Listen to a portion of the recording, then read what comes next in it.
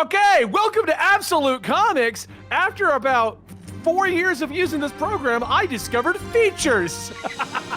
Congratulations, Benny Potter. Today's episode is brought to you by our sponsor, Into the AM. Click the link down below. Get yourself some really comfortable t-shirts and some really fun designs. They got a bunch of new ones that just came up. I didn't wear them because they just came in and I got to run them through the washer real quick. But they got some real new fun designs up there. Would love to have you guys participate in that. Also, don't forget, if you want to keep the show going, consider joining our YouTube memberships and then YouTube memberships, or subscribe here on Twitch. That'll help the show keep going.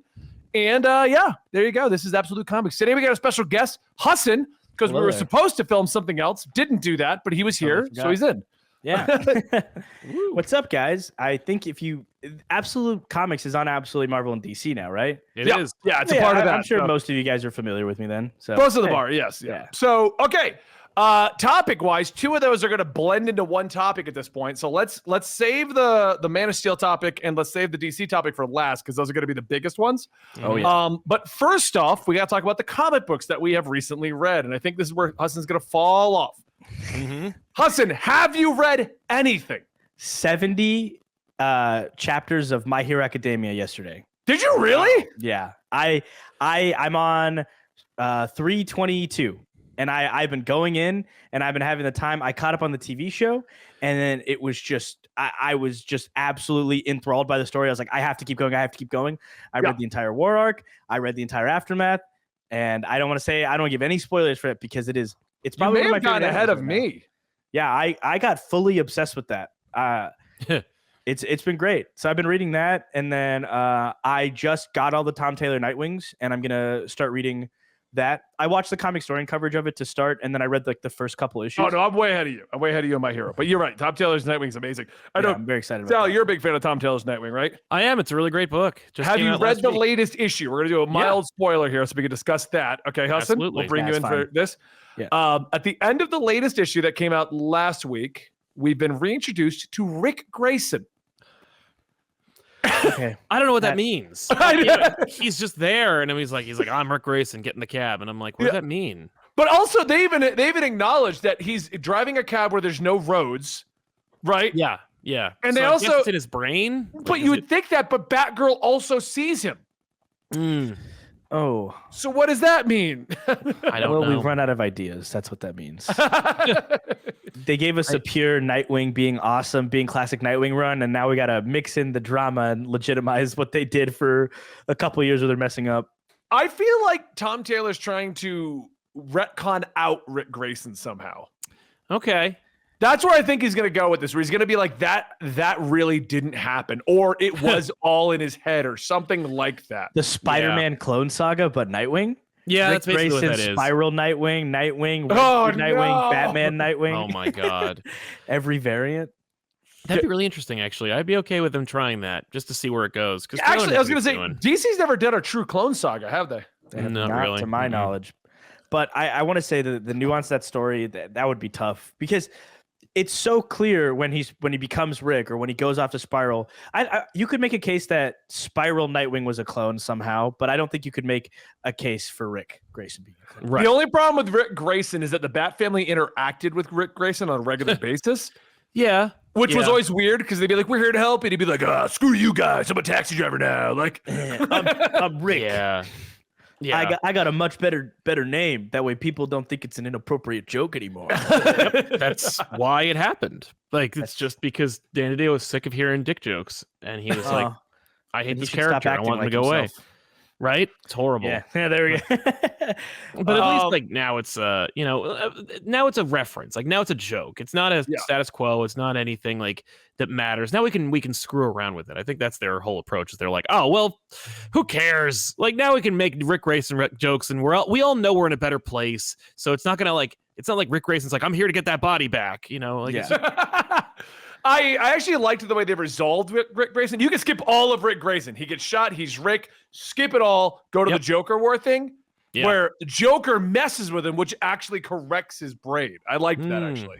Yeah. Did you read that finale to it, Sal? Did you know how they ended up resolving it? No, I skipped Joker war. I was like, This sucks. I read the finale to Joker War while not reading a lot of Joker War because I didn't enjoy a good bit. I actually overall mostly liked Joker War, like the general. There was a lot of stupid spinoffs, like the Batwoman one and stuff like that.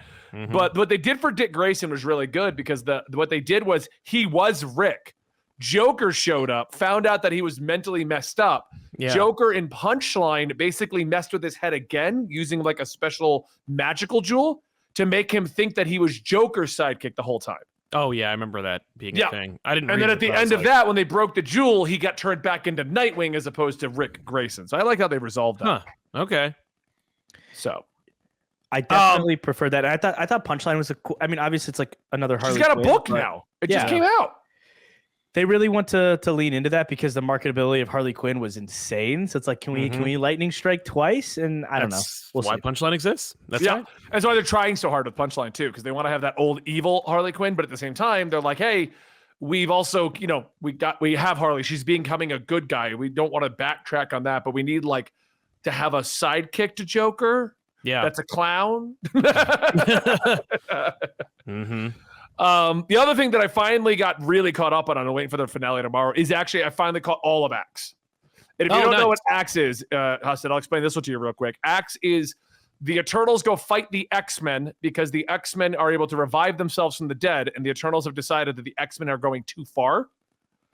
And in order to counteract the Eternals, the Avengers resurrect a dead celestial god.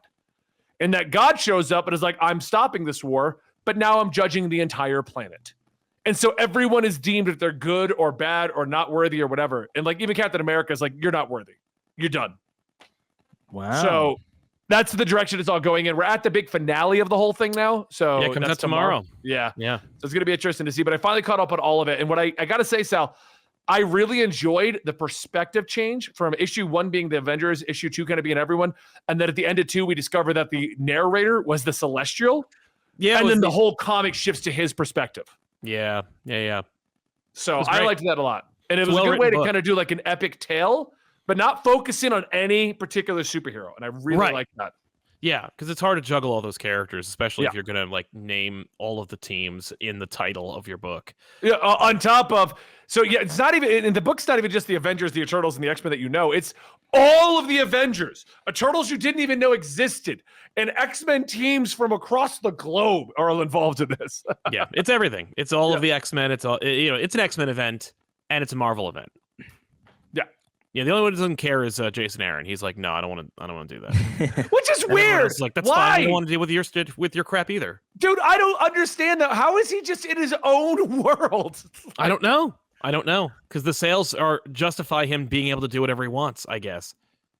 It's such a weird decision. It is. That he's not involved in anything. Oh, it's some swell leadership going on at Marvel to just be like, yeah, no, we love to have our writers just go rogue and do whatever they want with entire franchises. What makes it even more interesting to me, though, is like Avengers vs. X-Men versus the Eternals. Axe still reflects what's going on in Jason Aaron's run. Like the Celestial, the core element of this entire event is what Jason Aaron did with the base. Yeah.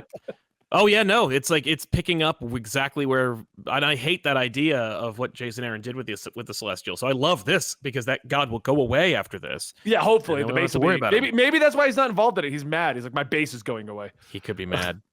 Great.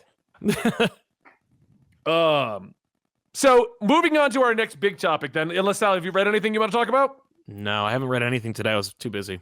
Okay. Black Adam's box office reaches 75 million on its first weekend with an audience rating of 90%. I believe the critic rating was 30%. Yeah. Cool. Is that good or bad? I don't know. I don't know if 75 million is a good or bad situation. That's a good number, I think. It's a Venom situation, right? It's a movie that's clearly bad, but people enjoy it, so it is what it is, and it'll get a sequel and do well. That's like. That's one of those things. I disagree. I don't think it's bad. It's just not as like insane as it could be. It's just, I hate the term because it's mid. It's middling. It's a middling movie. All you dark Narn kids. It's pretty mid. Yeah, you could say that, Betty. Then it makes sense for what I mean. But it's not bad, is my point. Even Sally, you were like, I didn't really like it, but you didn't have any direct dings against it other than. There was almost no story. No, there's no story. It was just a fight scene. And like, I have no complaints about it as far as like, you know, I stopped arguing with people about Transformers movies. Like after the second one, I'm like, oh, these are really terrible. Like they're really, really, really, really bad. Like they're the worst thing I've ever seen.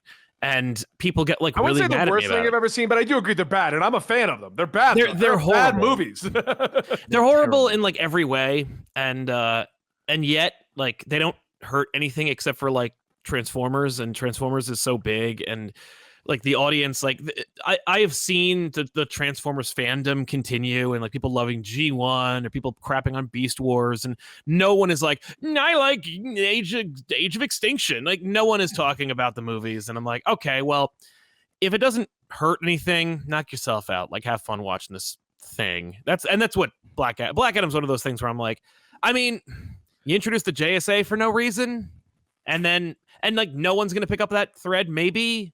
Yeah, I don't think anyone will, other than The Rock's next movie. Right. Well, and even then, like he doesn't like care. when Shazam fights Black Adam, I could see Hawkman and the new Dr. Fate showing up to like, hey, we need you. The Rock of Eternity. Right. Blah blah blah blah. Yeah. Well, and I feel like Hawkman was one of the most egregious things where I'm like, that felt like the most studio. And I liked Hawkman. I thought he did a nice job, but it was like Hawkman felt like they went, ooh, we can have a Black Panther in the DC universe. Yeah, that was 100%. I thought Iron Man, you thought Black Panther. It was definitely not Hawkman, is the point I think we're both making. He's, he has wings and he has wings and he's Thanagarian or whatever. He's Hawkman. It's like there's so many versions of Hawkman, it doesn't matter. Yeah. My issue is that it was one of Warner Brothers was allowed 2 releases this year, and they went with Don't Worry, Darling, and this one. They pushed everything else back. They threw everything else away because of all the money they hemorrhaged being stupid publicly. And then this is where they were left. And that's tough. That's tough. Because honestly, like I haven't seen it yet. I watched a lot of stuff about it already. My opinion is going to be the same. I'm sure I'll eventually watch it when it comes onto streaming just to like see it. But it's going to be Transformers, which is fine. It'll be good for what it is. But I thought about it, and it's only $20, but I was like, I don't want to spend the $20 on this one. And then it started like a whole roommate discussion on like, when was the last time we went to theaters and we walked out of there really, really satisfied with the movie? And we all kind of agreed it was Spider-Man No Way Home. That like since then, even regular movies like rom-coms or just like smaller films, we haven't gone to something and had like an experience in a long time. Yeah. I see a lot of movies at theaters because I signed up for this thing that gives me free movie tickets every month. Hell yeah. And I don't use them. And then I go to the movie theater anyway. And then I discovered I have 20 backed up that I can use. So I'll be seeing a lot of movies more. But I agree with you. I haven't really had any movies that I've walked out of like, holy hell, that was a movie. It's been a while.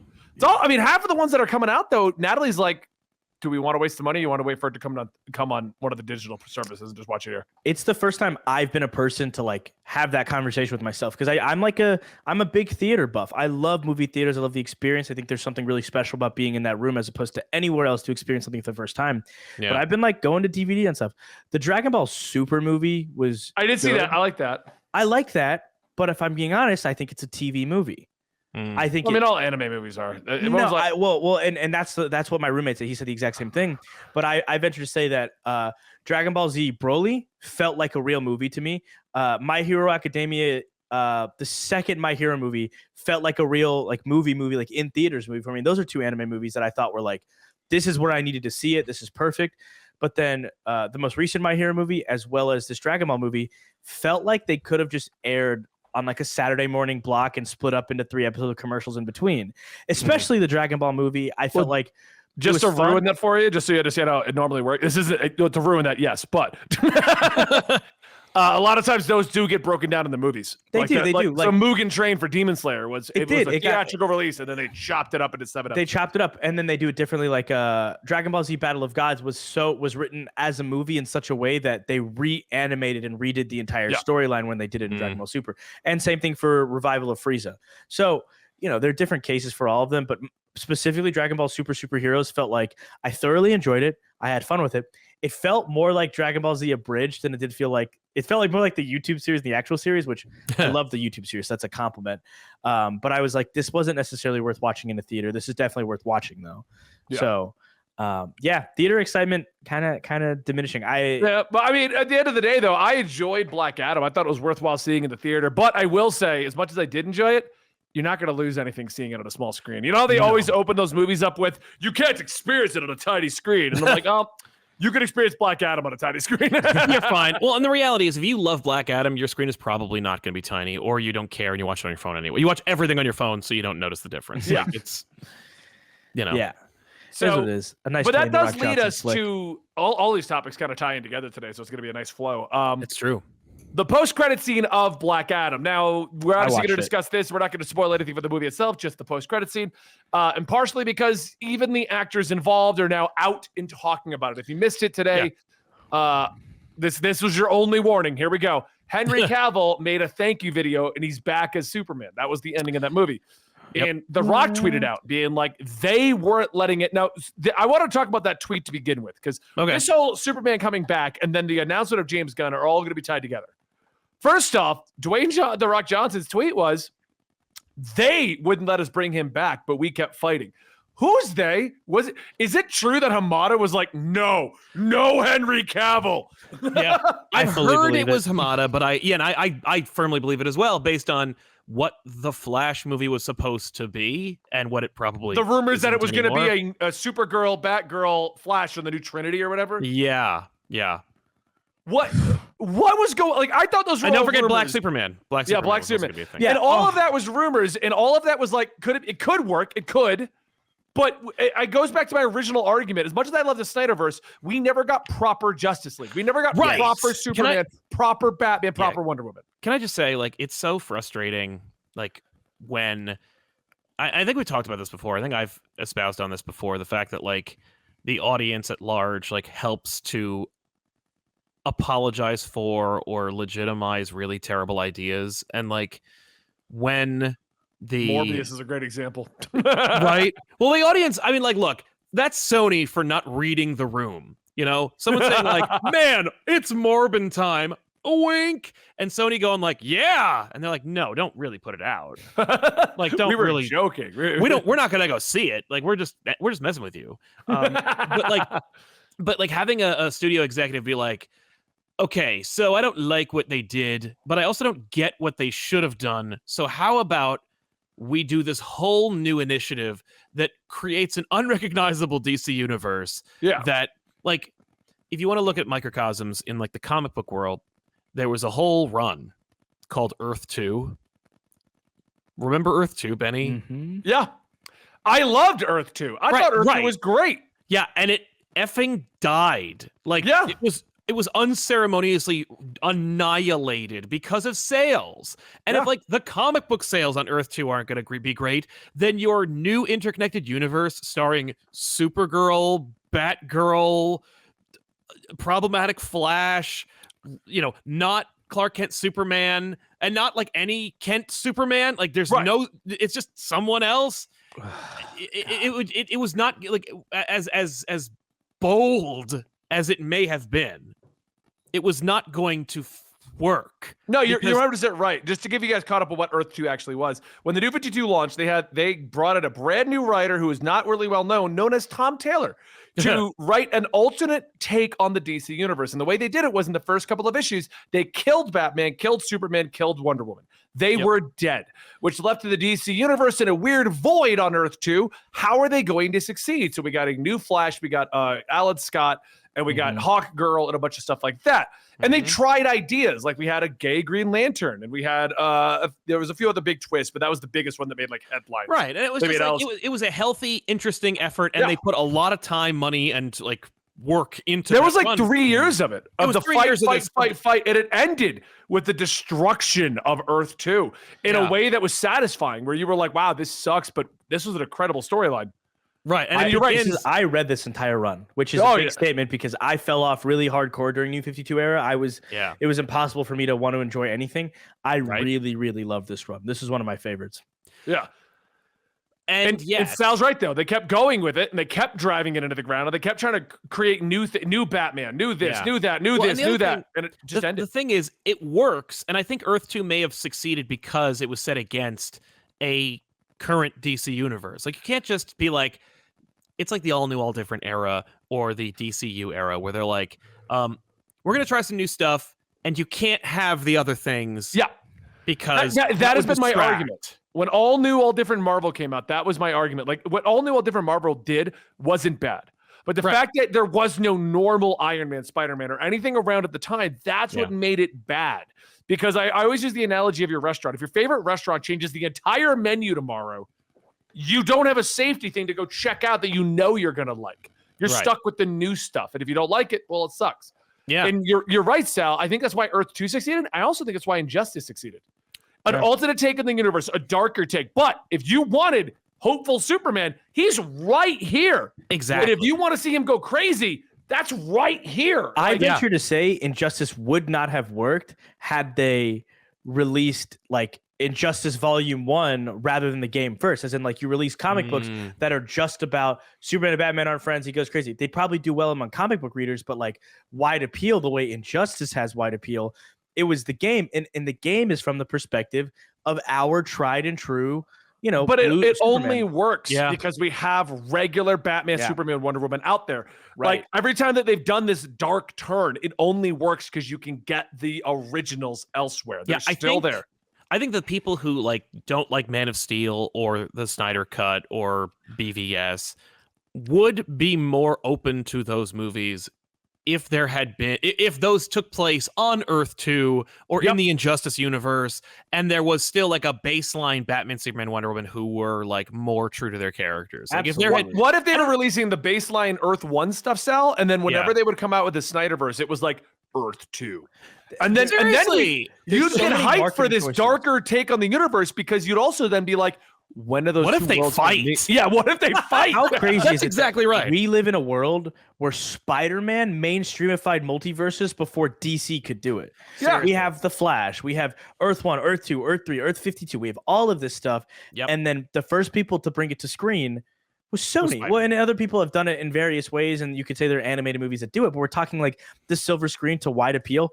Sony and Marvel did it, and then Marvel did it even more on their own. And the fact that they get to do the multiverse before DC, who has a robust history of well-executed multiverses, as opposed to whatever the heck Marvel does half the time. Marvel's multiverse is less. There's less cohesion and like rules to it. The DC, I mean, the DC multiverse, the DC universe itself is a multiverse because Batman, Superman, and Wonder Woman and Green Lantern all existed on different Earths before there was a DC Comics. Like, there is no bedrock DC universe where all these characters exist in the same space. So, like, in their DNA, a multiverse exists. So, when they decided, you know, we need to start cataloging this crap, like, they started giving numerical designations and telling stories and just being like, and it was really simple because originally there were just two of them.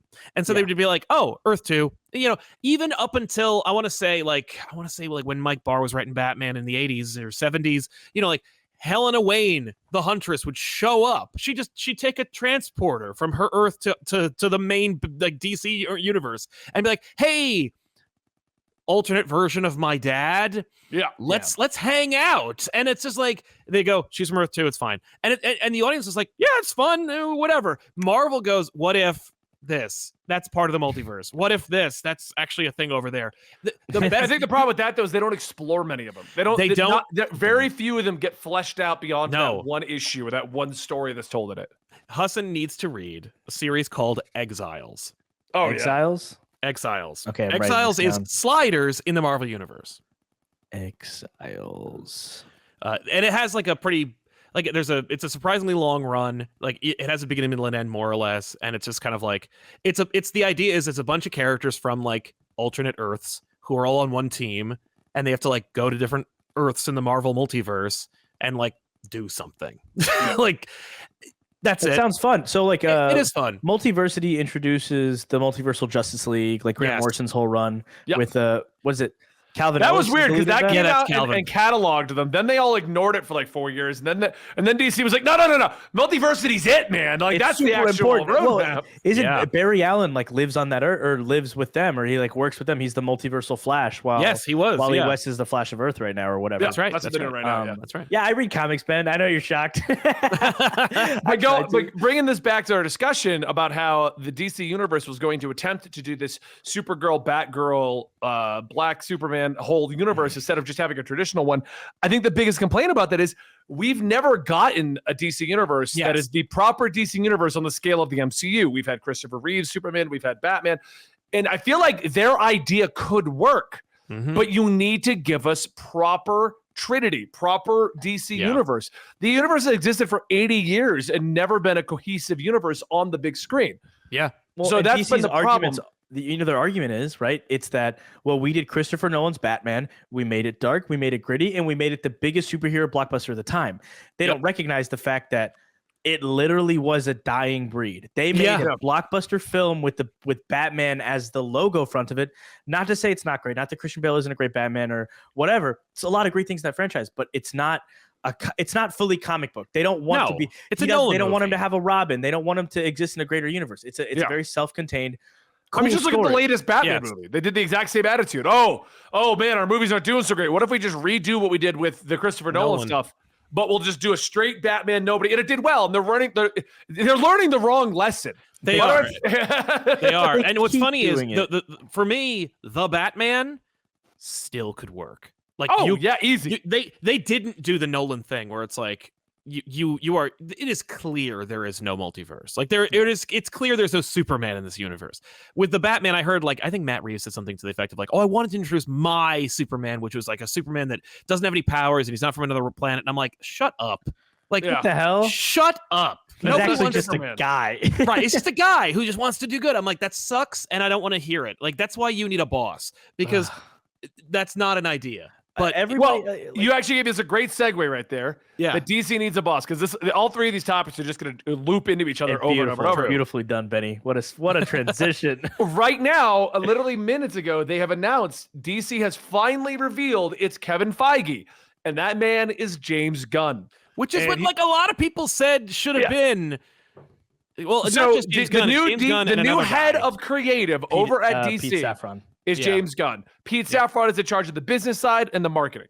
Yeah, that's fine And because Pete together, Safran's been they there are for the a long heads of time. DC. Yeah, I looked him up because I didn't know who the hell that was, but he has literally been a part of everything. So if he's just good with, I mean, I'll give you one thing: like them or hate them, those other movies were marketed, except for the Batman. I still stand by my statement. The Batman was so quiet until 2 weeks before the movie came out. Yeah, I mean, he apparently built up the Conjuring universe. Yeah. So and while you I would created never a watch universe out of those types of films and you did well with it, and it's a blockbuster franchise.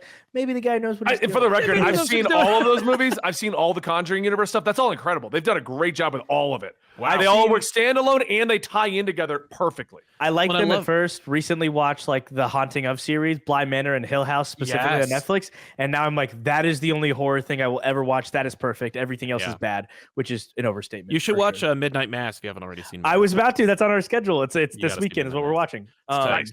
But he also produced apparently Aquaman, Shazam, and the Suicide Squad, and I'm like, oh no, I liked all of those movies.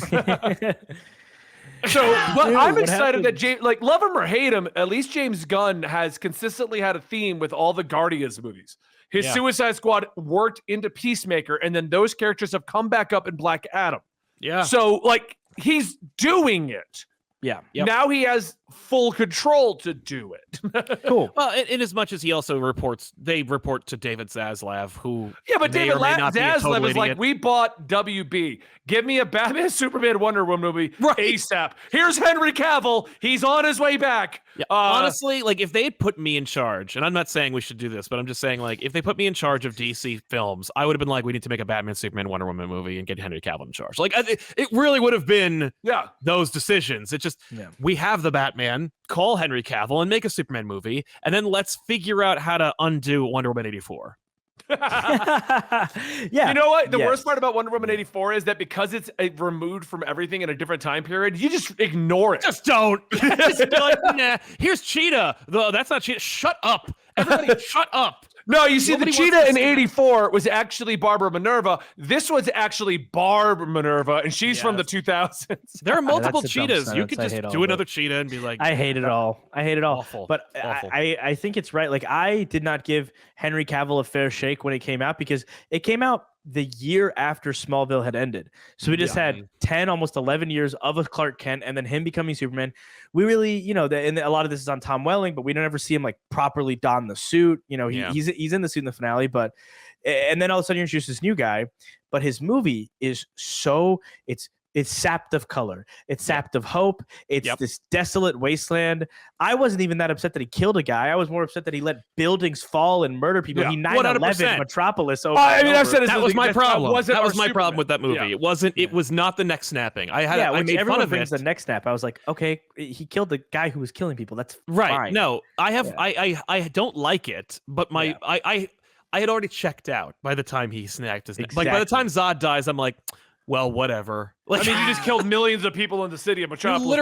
You literally are you're breathing in people while you're making out with Lois Lane in the middle of Metropolis, and I'm like, this is horrible. I have, and for me, like, I remember we were like on a family trip to Malaysia, which I'd never been there, and I watched in like one of the craziest IMAX theaters ever existed. It was like a big deal. I was so excited, because I wanted it to be good. I was excited to have another Superman. I'm so attached. I was so attached to Superman because of Smallville. And then after that movie, when I tell you I didn't pick up a Superman book until Rebirth era, like a little bit before Rebirth era, I picked up. Well, good, because New 52 That's still Superman, fine. New 52 era was literally that guy in the screen. I picked up on it a little bit here and there, and then I got really excited when they introduced like old Clark White, Clark Kent, whatever, and then they did that whole storyline. Got really excited again, but it's been hard. And then Tyler Hoechlin he's my current Superman. He all the way, like Superman Lois. I don't know if you're still watching that, Sal, if you'd ever tolerated it. I dropped it. I don't have time to watch that. I was like, I love Tyler Hoechlin in Road to Perdition, so I'm like, all right, go ahead, like, knock yourself out. He's really fun. He's really good, and that cast is really, really good. So I want to ask a Ralph question is here. my Superman. So Dwayne The Rock Johnson, I keep calling his full name, like literally all of it. But Dwayne The Rock Johnson. Dwayne The Rock Johnson, everyone. Dwayne The Rock Johnson got us Henry Cavill back. We've now lost Hamada, so whatever he wanted to do is out. We're now doing David Lasliv, however you pronounce his last name. He just wants standard DC again, and he wants an MCU. He owns all of this. Fine. James Gunn is in. There's one thing that's been boggling my mind, though. Okay? Yeah. So obviously Black Adam shows us Henry Cavill. We get to see Gal Gadot, Wonder Woman, and we also know she hasn't quit. She's still here. Right. She wants to do it. Her and Momoa, yeah. Yeah. But her, Momoa, and Ezra Miller actually wants to be Flash, although I believe that's over. Well, they could forget it. He's terrible casting. Yeah. I always thought that they were terrible at the role. But because anyway. he doesn't. Can we get somebody who knows how to They run? were never a good casting. Well, hold on. The question I have, though, is in Black Adam, we clearly get Ben Affleck's Batman. Right. Not even silhouetted. It is straight Ben Affleck's Batman. Is in the movie. He's in the trailer for Shazam. So, like, he's confirmed in 2 movies already. So do you think he's back? Because they got rid of Michael Keaton, I think, now. Like, they've got we got Ben Affleck back. That's over. I saw a tweet today, like an hour ago, that said Ben Affleck is back as DC's cinematic Batman. And then I read the article and it was like, wouldn't that be cool? And I'm like, thanks a lot. What a waste. Right. What a waste of time. And I think that they could. It's such a mess, right? Because like you have all these other movies and you can't say they didn't happen unless you like do a hard reset. Like we've talked about this. We've had this conversation on the show a number of times where I'm like, hard reset's important. That's where you got to go. I'm sorry. Like if I'm in charge, it's a hard reset. I'm sorry. Yeah. Everybody did a great job. Jason Momoa, you're Lobo now. Gal Gadot, you can be Big Barda. Henry Cavill, go to the MCU, and Ben Affleck, we can talk about Argo 2 afterwards. Like, but that Argo's good. I like Argo. I like Argo, but I'm just saying, like, it has to be a hard reset. We'll start with the Batman, and then just make movies that, like, Brad Bird can do a Superman movie, and blah blah blah. But like in this world, they're like, no, we spent billions of dollars to make these movies, and we like these actors, and the audience likes them, and we're afraid of change. We don't know what to do, so they have to like square circles of. So, okay, what happened and what didn't happen? Because like DC is also really good at the requel. And when I say really good, I mean they're not afraid of doing it all the time. And that's literally Superman Returns. Like Superman Returns is like, okay, so Chris Reeve made 4 Superman movies, and we're gonna say that 2 of them happened. Like 2? Yeah, we're gonna put out 2 movies, and this one's the 3rd one of that new trilogy that doesn't exist. Right. And now that's canceled, and now there's another one, and it's like what? So they're in this weird place where it's like they could easily bring back Ben Affleck's Batman, and just pay him whatever, but none of that works because he's too old. Yes. He was only hired to direct the Batman movie that never happened, will never happen, and he will never direct. So what's the point of having him? And you've already mired him in, like, we've seen what they could do with Ben Affleck's Batman in the DC universe that isn't Zack Snyder related. Like, we've seen the Justice League Whedon version of Batman, and it's like, like it's weird and confusing. Yeah. And so rumor has it, and this is all rumors, that Gal Gadot's Wonder Woman will be showing up in the next Shazam movie, Shazam 2, and that Batfleck will be showing up at Aquaman, that they will all show up as a Trinity in Flash. I get what you're saying, Sal, I do. There's problematic bad movies in the past of this. Yeah. We just say they happened and move forward with a whole new concept. I know, but like, where's the beginning? Like, what's the first movie of your saga now? That it has to be just use the multiverse to get you out of this. Yeah. Right? That means the Snyder stands can sit there and they can have their dream of maybe in the next decade we will finish the Snyderverse by introducing him as a multiverse because there's some conversions or something else going on, whatever. Sure. Right? But you reboot it because actors can be different and audiences accept that because Spider-Man, and Spider-Man, all Peter Parkers just stood on screen together. They said, you're a different looking white guy. You two look weirdly British. Yeah, you look like the guy from Seabiscuit, whatever. Like they're different actors. And DC's done it too. And I mean, Marvel's recasted multiple people. They recasted General Ross, which by the way, for the record, Harrison Ford being General Ross, they're definitely doing Red Hulk. Yeah, it's why else would no you other recast reason General to do Ross? that? It's the only other reason to recast. Why would you cast an 80-year-old grumpy person who doesn't like doing franchise movies? You're obviously doing Red Hulk. That's what you're doing now. Exactly. But DC's done it too, live and on screen, when Brandon Routh played Superman again as adult Superman with Ray Palmer. And not that Superman. Like, that's just so no. He's played 2 different Supermen and Ray Palmer. And when he played Ray Palmer, he had a scene where he's like, wow. So do you also have the same dental problem? Do you have this? And they're like joking around with each other. And then the same thing, Ezra Miller and Grant Gustin stood in a scene together. Yeah. So multiverse it, move on, keep what actors you want. I want Henry Cavill back. I don't think we should do that. I think we should just basically keep going forward. Because that's obviously what they want to do, okay? Keep going forward. Flashpoint is going to let us wipe out certain events. I think that's what they're going to do. I think they're going to wipe out events. Like the dark side attack is just not going to have happened. That kind of thing. Which you do that by just like, I think I'm going to bring up Greg Weisman. You're going to roast me for it. But Greg Weisman has this thing where he does other projects, right? He did like Catwoman Haunted, the TV series, and other things. And Green Lantern the animated series wasn't him, but it was a creative team that he liked. What he says is, hey, you can assume a version of these events took place in our universe rather than specifically saying this happened at this point, this happened at this point. So you can say that a version of some of these events took place, and then you pick continuities of what you want, what you don't want. And then everything else happened on the other Earth, but didn't happen on this one. That's how you play it out, right? And then you can have your older Batman if you want to keep Batfleck, which I think is a bad idea because I think you could go with the younger one. Batfleck, just to kind of feel this is a good spot to put this in here, supposedly, and bear in mind, the DC rumor mill is worse than the Marvel one. Batfleck has supposedly signed on for 3 Batman movies. Oh my God.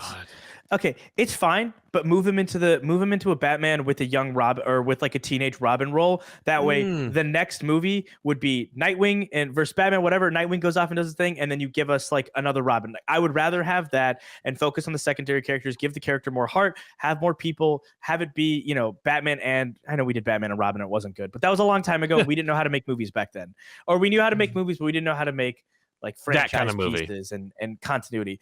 Yeah, at the heart of everything DC's ever done that I've loved has been legacy characters. I've never been the biggest fan of Bruce Wayne. I've never been the biggest fan of Clark Kent. I've never even been the biggest fan of Wonder Woman, but I love Nightwing. I love Tim Drake. I love Connor Kent, Superboy. I've loved John Kent, Superboy. I love Donna Troy, Wonder Woman. These are the characters that always resonated with me. So it's like, instead of, Batfleck is old, so have him be old Batman. But the coolest thing about old Batman is that he's a family man. You know, Right. that's the thing that we've all loved the most, right? Like what's that webcomic, Benny, that you've been covering? That got super popular. Oh yeah, the Batman one. Yeah, the Bat Family one, and like Young Justice did the whole thing where Batman was a mentor to like all the young superheroes instead. I think that would be fun, and Ben Affleck could kill it at that. I think he'd be wonderful in that role. The big issue I have with Batfleck is if this rumor is to be true, Gal Gadot, Henry Cavill, and Batman and Batfleck have also re-signed on to be a part of this. Right. Batfleck, I believe, is possible because he was going through a lot of stuff, which was exasperated by, as he said, his experiences on Justice League. Right. He left because of the experience he had on Justice League. Not because he wanted to stop doing the role, but because of the people in charge at the time. Yeah. Supposedly he's going to come back for 3 more, but the issue with that would be, what do we do with Matt Reeves' universe? And apparently, they're spinning that thing out. Like there's going to be like 4 Arkham bad guy movies, and like the Penguin show, and another Batman movie. And right. So are we going to say like, okay, that they're on the continuity, but Robert Pattinson is early Batman, right? And Affleck is a prequel show. Like no, you spin him off into another Earth. Yeah, spin him off, and that's what people are rumoring right now. That's what's going to happen because we'll continue doing because they have Robert Pattinson and Matt Reeves. Like, you don't just say, oh, you guys are done. Bye. It's a great idea. And the thing is, and when that universe hits its apex, right? Maybe Robert Pattinson decides he really does want to be in a franchise movie. Boom. Multiversal event. This Batman with his whole continuity gets moved onto a new Earth. Something happens to his. Because we also have the Joker universe that's still going forward. Going whatever that, man. Whatever. Just stop. But like.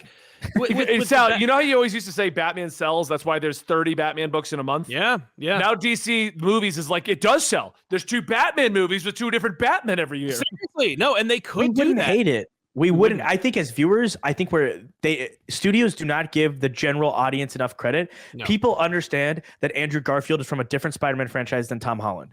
Right. They also would completely understand it if we had a new Spider-Man story starring Tom Holland, and the following year we had a sequel Andrew Garfield story. Yes. And both of those build to secret wars. I don't think you could do that with the Robin Pattinson and Ben Affleck. Every year they just rotate. We have a Batman movie every year. Yeah. And they're all higher quality. And they're in different universes. Yeah. No, that creates so many jobs for people too. That's perfect. Seriously. No, the everyone is like, so the Venom universe you've created, which has Venom, Venom 2, Morbius, and like and upcoming Kraven the Hunter and whatnot. Like that's 4 movies and Madam Web. Is Silver Sable still happening? Well, movie? if it is, may and be struck down. Muerto, whatever. Yeah, Muerto.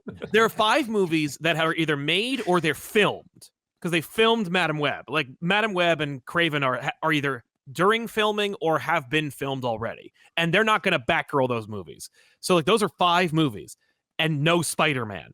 Yeah. Everyone is like, it's Andrew Garfield, right? Like it's the Andrew Garfield Spider-Man in that universe. And like Sony still won't decide. I genuinely don't think Sony knows which one it is. It's like it would solve so many problems. I think they're trying to get one of them, but neither one of them wants to sign on, Toby or Andrew. Right. Andrew the rumor mill, one of them.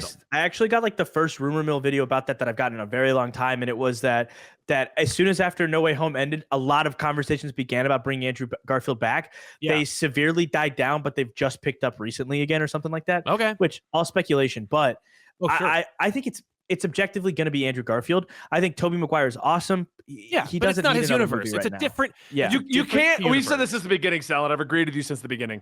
You can't have an entire universe of Spider-Man stuff without Spider-Man.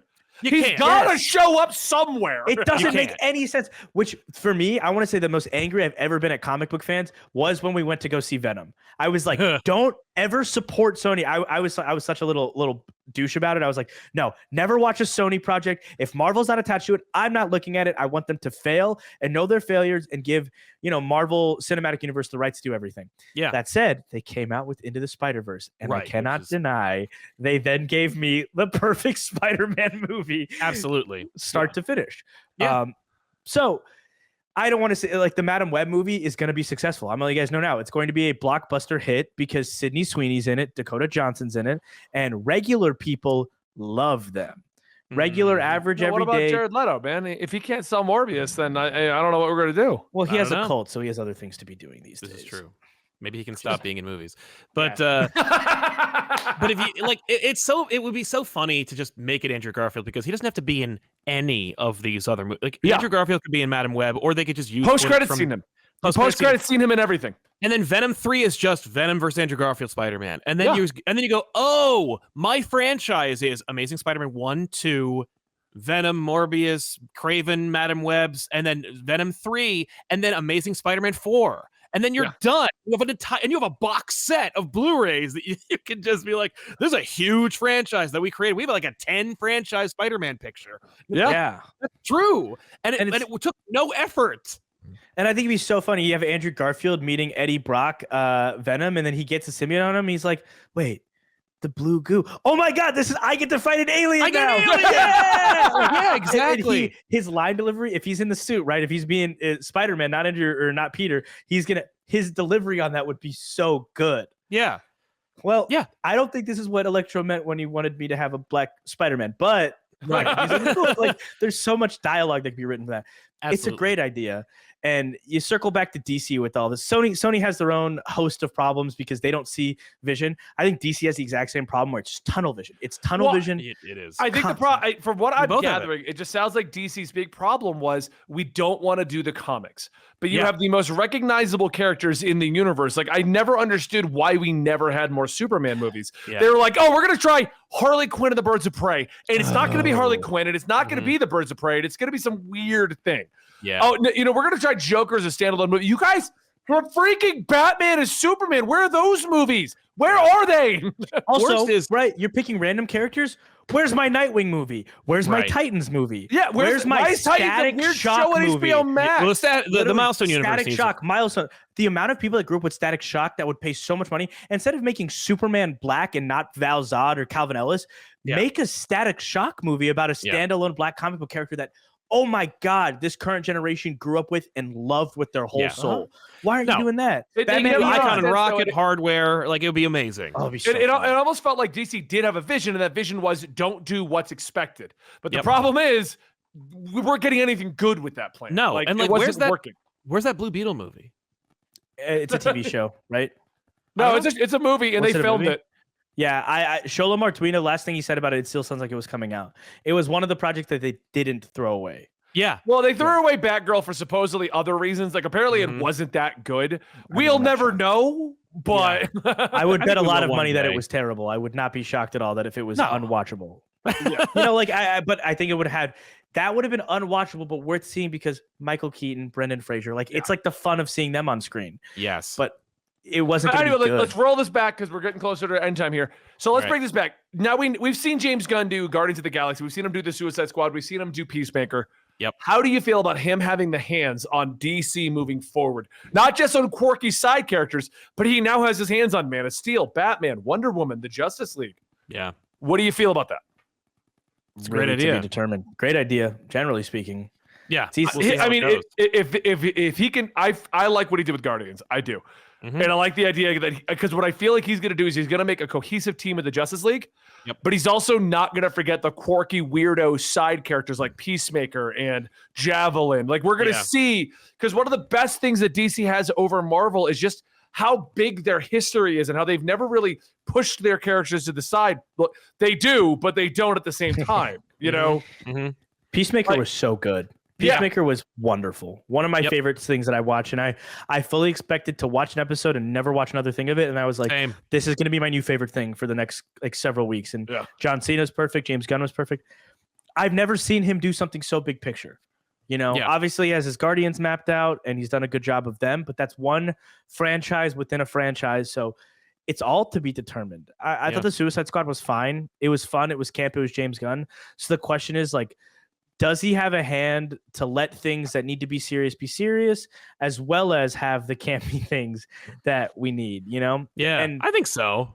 He's awesome. He's incredible. He and James is one of those people that has become what a massive success, but has never let go of the people that he worked with early on. Like Michael Rosenbaum, who played Lex Luthor in Smallville, was in Guardians because James Gunn put him in Guardians. He put him as like one of the the ice guy in the Ravengers team that you see at the end of the movie. Oh, That's Michael Rosenbaum. That's Yeah, I was literally gonna say I that don't character. remember him being in that movie. Yeah, he has like 2 lines, and it's him. It's like they're giving Yondu the death send off, whatever. Yeah. But he's that team of Ravager, and they brought Michael Rosenbaum for him. They're still good friends. He was at his wedding. Like, I love to see a person who has that kind of connective tissue and that is so open about it. Like, if you follow James Gunn on anything, you really see him interact really well. And obviously, it's going to change if he becomes Kevin Feige in a way, but Yeah. that's a guy that I could trust for at least a while before he shits the bed. If he shits Totally. the bed. That's right. Yeah. Until I agree see poop in those sheets, I'm with the guy. with that. Yeah. All right. Well, I think that's where we're at. Basically, I'm excited. I'm excited for all of this means. Henry Cavill's back. We have a creative director. And that honestly, I think that may have been part of the problem. We never had a creative director over at DC other than Zack Snyder. And when he started having his issues with Hamada, then it just got weird. Everything got weird. Because up until Zack Snyder left, we were getting Batman and Superman. And then just weird. And Zack Snyder's thesis was always expectation subversion and a nihilistic universe, which, hey, really cool, makes for a good Watchmen series, makes for a good Dark Knight Returns series, would not necessarily make for a good start to a universe the way that Iron Man did, you know? Yeah. Right. So.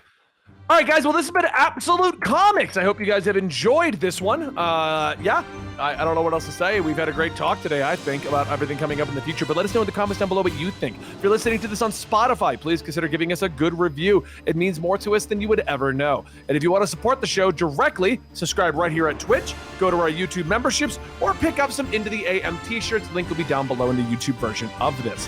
Thank you guys so much for continued support. I'm Benny. That is Sal. That is Huss. Then.